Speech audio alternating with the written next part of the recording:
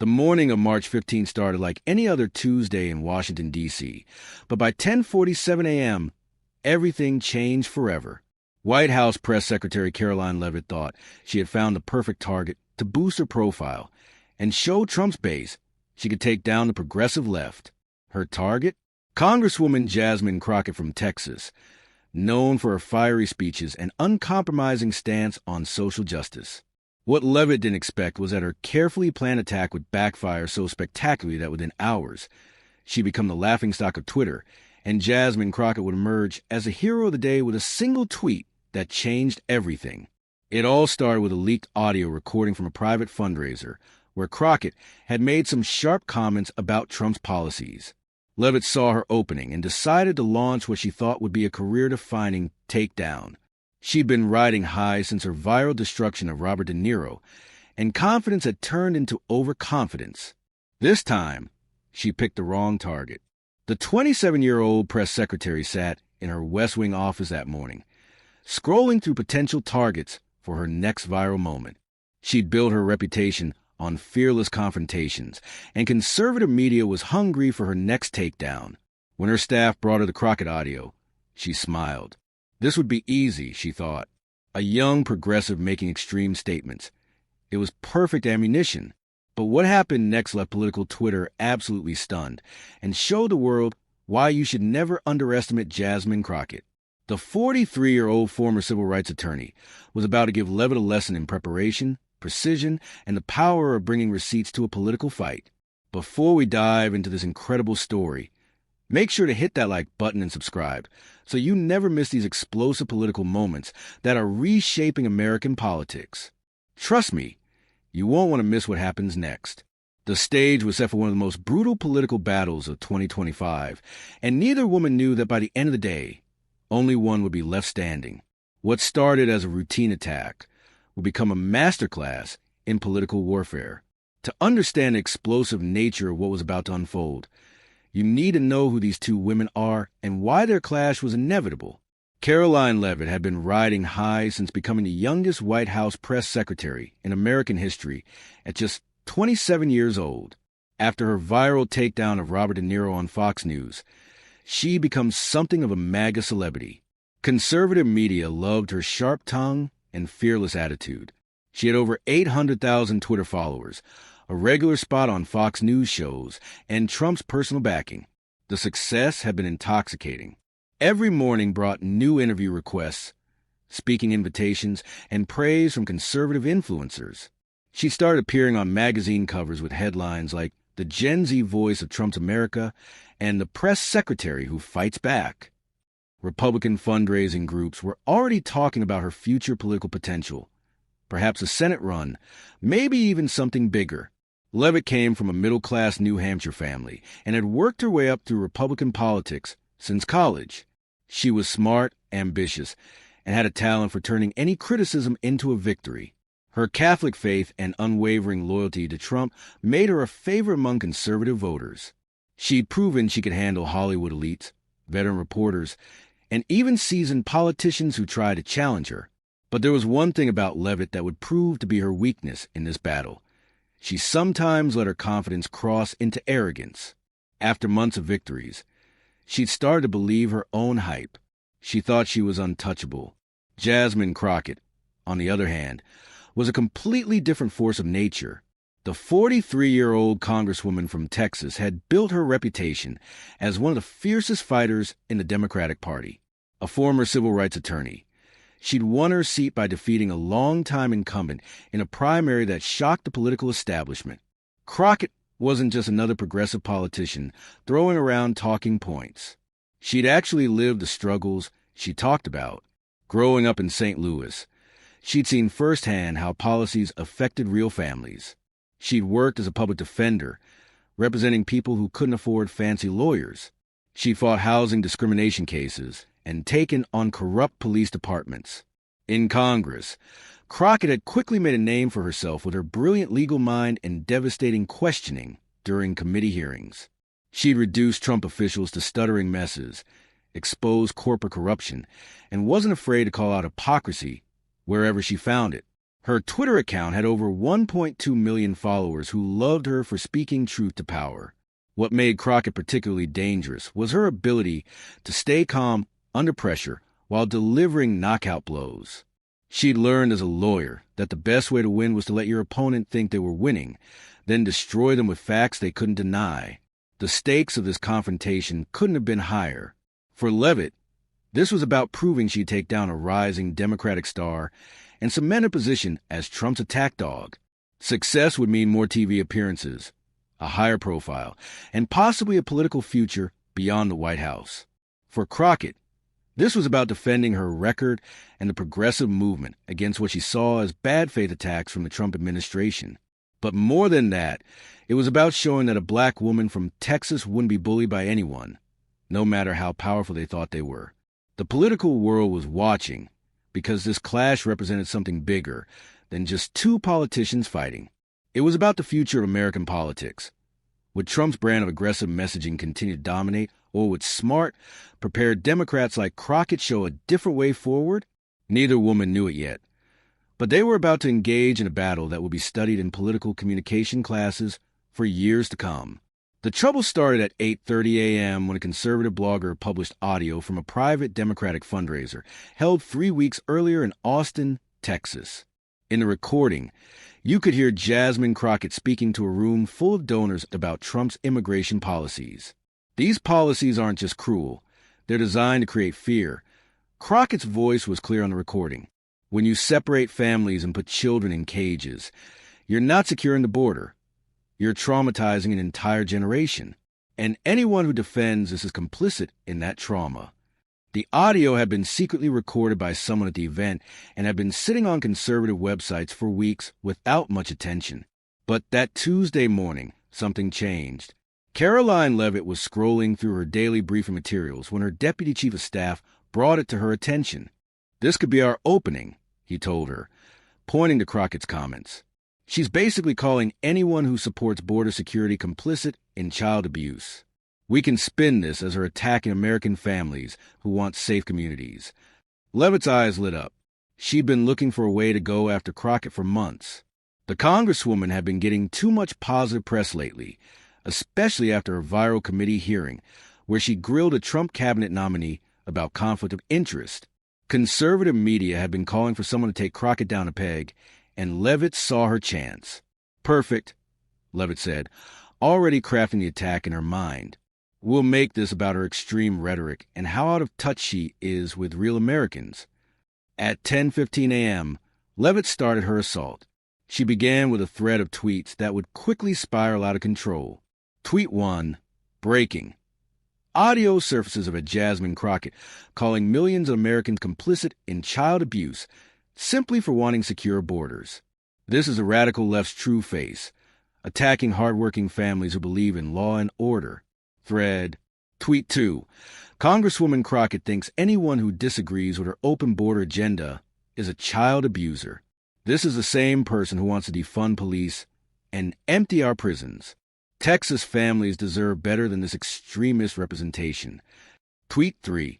While American families struggle with crime and economic uncertainty, Jasmine Crockett is more concerned with name-calling and divisive rhetoric. She owes every Border Patrol agent and IC officer an apology for these disgusting comments. The tweet started getting traction immediately. Conservative accounts began retweeting with angry comments about radical Democrats and extremist rhetoric. Fox News producers started reaching out to Leavitt's team about potential interviews to discuss the Crockett controversy. The hashtag Crockett extremist began trending among conservative Twitter users, with MAGA influencers adding their own commentary.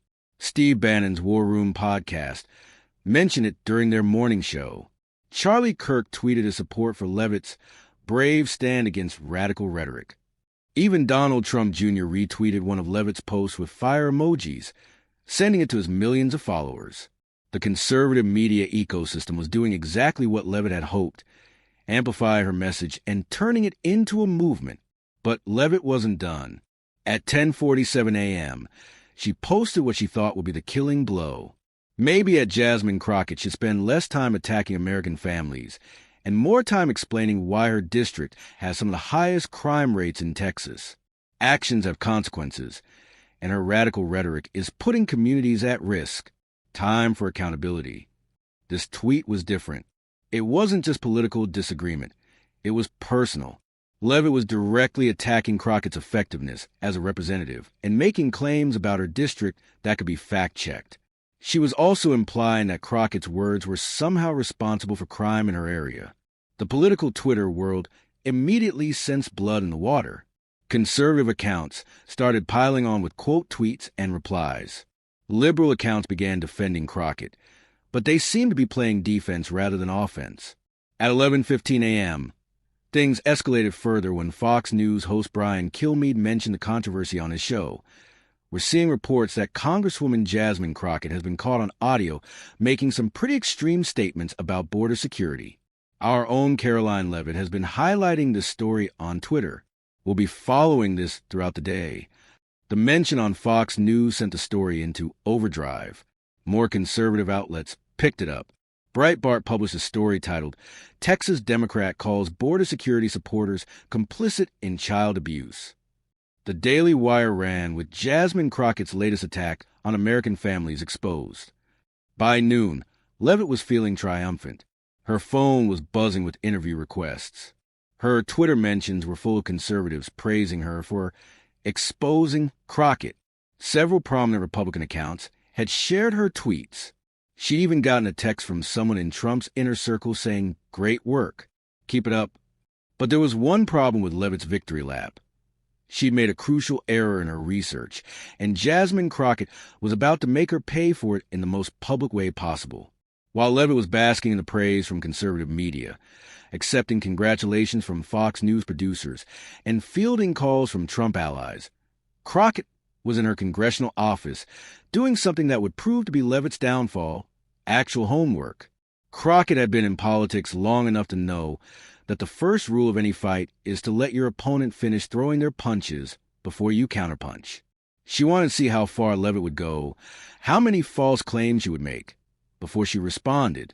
Each tweet from Leavitt was another piece of ammunition for what was coming. Her chief of staff burst into her office at 12:30 p.m., clearly stressed by the mounting media tension. "Congresswoman, this is getting pretty intense. CNN wants a statement. MSNBC is asking for an interview, and your phone hasn't stopped ringing. The Congressional Black Caucus is asking how you want to coordinate a response. How do you want to handle this?" Crockett looked up from her laptop, where she'd been carefully fact-checking every single claim Leavitt had made. Her legal training had kicked in. She was building a case, gathering evidence, preparing for court. Except this court was a court of public opinion, and she was about to deliver a verdict. A slight smile crossed her face as she reviewed her research one more time. "Don't worry," she said, her voice calm but with an edge that her staff had learned to recognize. "I've got this, and I've got receipts." What happened next would become the stuff of political legend. At exactly 1:23 p.m., while Karoline Leavitt was giving a phone interview to a conservative podcast about her successful exposure of Jasmine Crockett's extremist agenda, Crockett was putting the finishing touches on what would become one of the most devastating political counterpunches in recent memory. Crockett had spent the past hour doing something that Leavitt clearly hadn't done, actual research. What she discovered was about to turn Leavitt from hunter into prey.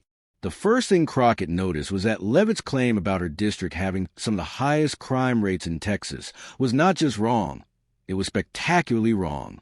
According to the latest FBI crime statistics, Crockett's district actually had crime rates well below the state average. In fact, several areas in her district had seen significant decreases in violent crime over the past 2 years. But that wasn't the devastating part. The devastating part was what Crockett discovered when she looked up the crime statistics for New Hampshire's 1st Congressional District, Karoline Leavitt's home district, where she'd run for Congress before joining the Trump administration. The numbers were shocking. Several towns in Leavitt's former district had crime rates that were actually higher than anywhere in Crockett's Texas district. More importantly, there had been a significant increase in domestic violence and drug-related crimes in Leavitt's hometown during her unsuccessful congressional campaign. But Crockett wasn't done digging. She pulled up the transcripts from Leavitt's 2022 congressional campaign when she was running against incumbent Democrat Chris Pappas. What she found there was pure gold. During a debate in October 2022, Leavitt had said, "We need to address the root causes of crime in our communities. That means looking at poverty, addiction, and family breakdown. We can't just arrest our way out of these problems. We need comprehensive solutions that address why people turn to crime in the first place." It was almost identical to the approach that Crockett had been advocating for years. But more importantly, it completely contradicted the law and order message Leavitt was now pushing as press secretary. Even better, Crockett found a local New Hampshire newspaper interview where Leavitt had criticized harsh immigration enforcement. Separating families should be a last resort. Leavitt had said, "We need humane policies that recognize the dignity of every person, especially children." Crockett sat back in her chair and smiled. Leavitt had just walked into the biggest political trap of her career, and she didn't even know it yet. At 1:23 p.m., Crockett posted a single tweet that would change everything. Interesting that at Cleveland 2022 is lecturing me about crime rates when her own hometown of Hampton, New Hampshire had a 47% increase in domestic violence during her failed congressional campaign. Maybe she should focus on the problems she couldn't solve at home before attacking my record. The response was immediate and devastating. Political Twitter exploded. The tweet started getting hundreds of retweets within minutes. But Crockett wasn't done. 2 minutes later, she posted a follow-up that would finish Leavitt. Also found this gem from a Cleveland 2022's 2022 campaign. Separating families should be a last resort. We need humane policies that recognize the dignity of every person, especially children. Funny how positions change when you're looking for Trump's approval. Receipts matter.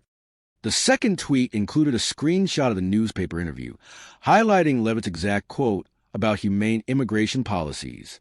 Political Twitter went absolutely nuclear. The hypocrisy was so blatant, so perfectly documented, that even some conservative accounts couldn't defend it. Liberal accounts started retweeting with fire emojis and receipts comments. The hashtag receipts matter started trending immediately. But the most devastating responses came from fact-checkers and journalists who quickly verified Crockett's claims.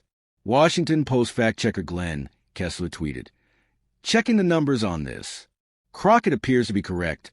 Her district's crime rates are actually below state average, while Leavitt's former district has seen increases in several categories." CNN's Jim Acosta quote tweeted with, "This is what actual research looks like. Bringing receipts to a Twitter fight. Even some Fox News personalities seemed caught off guard. Brett Baer subtly acknowledged the development during his afternoon show. We're seeing some back and forth on social media regarding crime statistics and past statements. We always encourage our viewers to verify claims independently." By 2 p.m., Leavitt's team was in full panic mode. Her communications director was frantically trying to find a way to respond, but every angle they considered just made things worse. They couldn't deny the crime statistics because they were public record. They couldn't explain away the old quotes because they were on video and in print.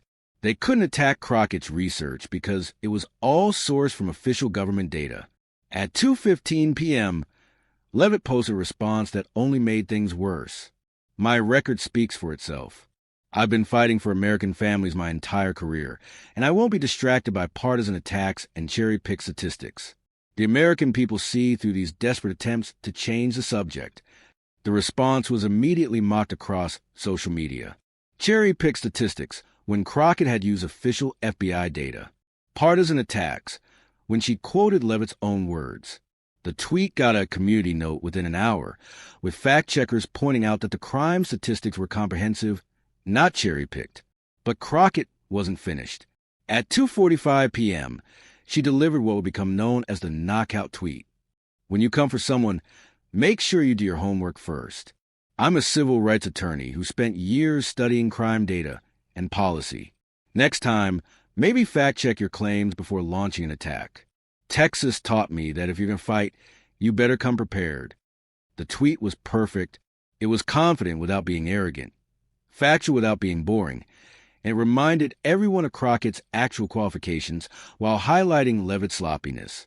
The lawyer in Crockett had just dismantled the political operative in Leavitt. The political world was stunned. In less than 2 hours, Leavitt had gone from being on the attack to being completely destroyed. Cable news shows started changing their coverage. Instead of running segments about Crockett's extremist comments, they were now discussing Leavitt's research failure and hypocrisy problem. By 3 p.m., hashtag Leavitt hypocrisy was trending alongside hashtag receipts matter. Memes started flooding social media, showing Crockett as a lawyer presenting evidence while Leavitt looked confused. The most popular meme showed a courtroom scene with the caption, "When you attack a lawyer without doing your research." Conservative media found themselves in an impossible position. They couldn't defend Leavitt's false claims about crime statistics, and they couldn't explain away her own past statements advocating for humane immigration policies. Some quietly stopped covering the story. Others tried to pivot to different attacks on Crockett, but the damage was done. The Trump administration was reportedly furious. According to sources, there was an emergency meeting in the West Wing about how to handle the situation. Leavitt's credibility as press secretary was suddenly in question. How could she effectively attack Democrats when she'd just been so thoroughly embarrassed by one? By 4 p.m., late-night comedy writers were already crafting jokes about the incident. Stephen Colbert's team sent out a preview tweet. "Tonight, what happens when you bring a Twitter tantrum to a lawyer fight?" The reversal was complete. In less than 3 hours, Jasmine Crockett had turned a potential scandal into a masterclass in political counterpunching, while Karoline Leavitt had learned the hard way that in the age of social media, receipts matter more than rhetoric. The immediate aftermath of Jasmine Crockett's devastating Twitter counterattack was unlike anything political observers had seen in years. By 5 p.m. on that Tuesday, the entire narrative had shifted so completely that news organizations were scrambling to rewrite their stories. CNN, which had initially planned a segment on Crockett's fundraiser comments, completely changed course. Anderson Cooper opened his 8 p.m. show with, "Good evening. We begin tonight with a lesson in why politicians should fact-check their attacks before launching them. What started as an attempt by the White House to attack a Democratic congresswoman has backfired spectacularly." MSNBC went even further. Rachel Maddow dedicated a full segment to what she called the anatomy of a failed political attack, walking through Leavitt's tweets and Crockett's methodical destruction of each claim. "This is what it looks like when preparation meets opportunity." Maddow explained. Congresswoman Crockett didn't just defend herself. She taught a masterclass in political communication. Even Fox News, which had initially amplified Leavitt's attacks, found themselves in damage control mode. While they didn't directly criticize Leavitt, they quietly stopped promoting the story. Tucker Carlson, who had planned to discuss Crockett's extremist rhetoric, instead focused on completely different topics. The hashtags hashtag receipts matter and hashtag Leavitt hypocrisy dominated Twitter for the rest of the week. But what was most striking was how the conversation evolved beyond just this one incident. Political strategists from both parties started analyzing the exchange as a case study. Democratic consultant James Carville tweeted, "This is how you fight back. Don't whine, don't complain. Bring facts and make them look foolish." Jasmine Crockett just wrote the playbook. Even some Republican operatives grudgingly admitted Crockett's skill. GOP strategist Sarah Chamberlain posted, "Disagree with her politics, but Jasmine Crockett just showed why you better have your facts straight before you attack." Professional politicians taking notes. The memes were relentless and creative. One showed Crockett as a chess master with the caption, "When you're 3 moves ahead." Another depicted her as a lawyer in court with evidence folders labeled crime stats, old quotes, and basic research. The most viral meme showed Leavitt launching an attack and Crockett calmly deflecting it with shield-labeled facts. Behind the scenes, the Trump administration was dealing with a crisis of credibility. According to sources close to the situation, Trump himself was reportedly frustrated with Leavitt's performance. "How do you not check the numbers before you attack?" One aide quoted him as saying, "She made us look stupid." The White House initially tried to distance itself from Leavitt's tweets, with other officials claiming they were her personal opinions. But that strategy fell apart when reporters pointed out that she had tweeted them during work hours and in her capacity as press secretary. By Wednesday morning, Leavitt was forced to address the issue during the daily press briefing. When asked about her attacks on Crockett, she gave a defensive response. "I stand by my concerns about radical rhetoric from the left.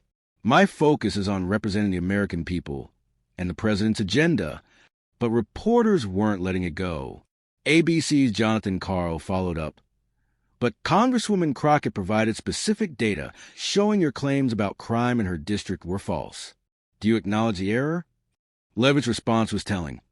"I'm not going to relitigate Twitter debates from this podium. Next question." The exchange went viral immediately, with many observers noting that Leavitt, who had built her reputation on fearless confrontation, was now avoiding questions about her own research failures. Meanwhile, Jasmine Crockett was handling her newfound fame with characteristic grace and strategic thinking. She appeared on The View on Wednesday, where she explained her approach. "Look, I'm a lawyer. In court, you'll make claims you can't back up. Politics should work the same way. If you're going to attack someone's record, you better make sure you've got your facts straight." When asked about Leavitt specifically, Crockett was diplomatic but firm. "I don't have any personal animosity toward Ms. Leavitt, but when someone attacks my district and my work with false information, I'm going to respond with the truth. That's what my constituents expect." The appearance was praised across the political spectrum for its professionalism and substance. Even conservative commentators acknowledged that Crockett had handled the situation well. Crockett also used her moment in the spotlight strategically. She leveraged the attention to highlight actual issues in her district, sharing data about successful crime reduction programs and economic development initiatives. "If you're going to talk about my district," she tweeted, "let's talk about the real story, how community investment and smart policies are making a difference." The incident had consequences that extended far beyond one Twitter fight. Political scientists and communications experts started analyzing it as a watershed moment in modern political discourse. Dr. Sarah Peterson, a professor of political communication at Georgetown University, wrote in a widely shared analysis, "The Leavitt-Crockett exchange represents a new model for political response. Instead of emotional reactions or deflection, we saw a strategic, fact-based counterattack. This could change how politicians approach conflict." The incident also highlighted the changing nature of political media.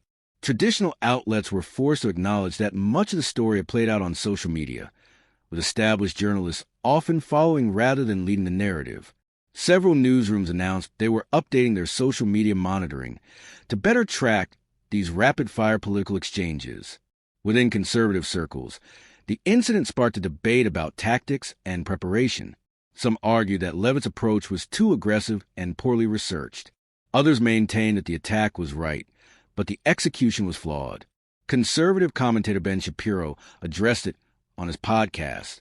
"Look, if you're going to go after someone, you better have your ducks in a row. You can't just throw around claims and hope they stick. That's not conservative principles. That's just sloppy." The debate revealed tensions within the conservative movement about how to effectively oppose Democratic politicians without falling into obvious traps. For Democrats, the incident was an unexpected gift. It provided a clear example of how to respond to attacks effectively, and it elevated Crockett's profile nationally. Democratic fundraising saw a spike, with donors specifically citing their admiration for Crockett's handling of the situation. House Democratic leader Hakeem Jeffries issued a statement praising Crockett. "Congresswoman Crockett demonstrated exactly the kind of leadership and intelligence that Americans deserve from their representatives. She showed that when you stick to facts and stand up for your constituents, truth wins." Perhaps the most significant outcome was the broader lesson about information warfare in the digital age. The incident showed that in an era of instant fact-checking and widespread access to data, politicians could no longer rely on unsupported claims or hope that their attacks wouldn't be thoroughly vetted. Political operative David Axelrod summed it up in a tweet. The Jasmine Crockett response should be required reading for every politician. In the information age, bring receipts or go home. As the week ended, both women found themselves in very different positions than when it started. Leavitt, who had begun the week as a rising conservative star, was now dealing with questions about her competence and preparation. Her team was reportedly conducting a lessons learned review to prevent similar incidents.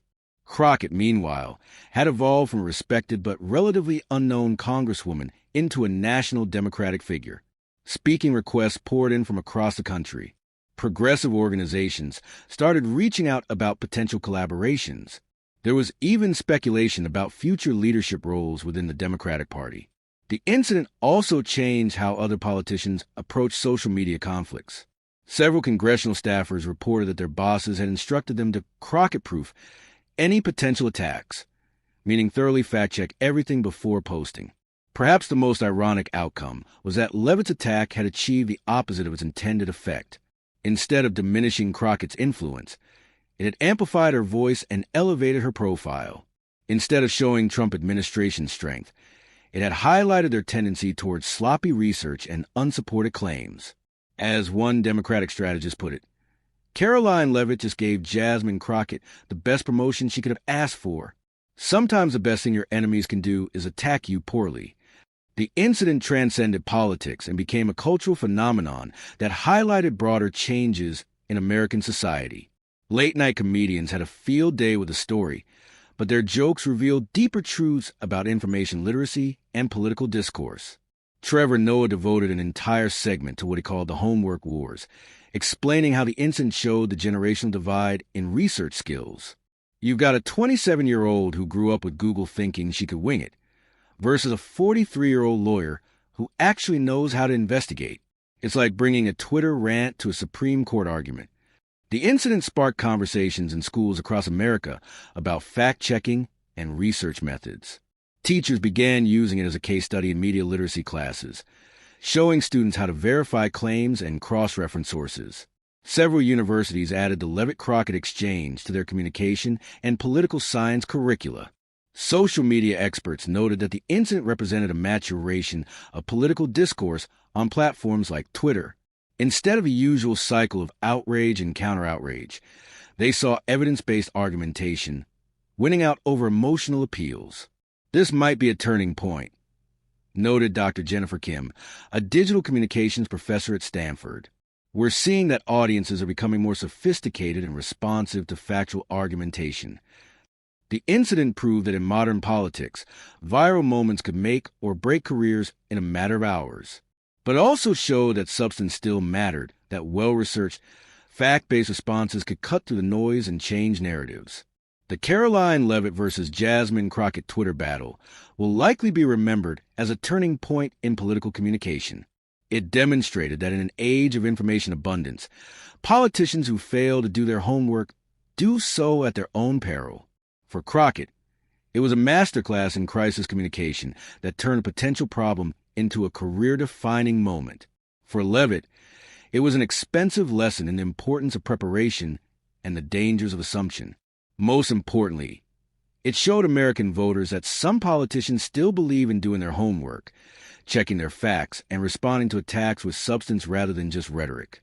The story of how one tweet changed two political careers continues to resonate throughout Washington, reminding everyone that in the digital age, truth travels faster than fiction, and politicians ignore that reality at their own peril.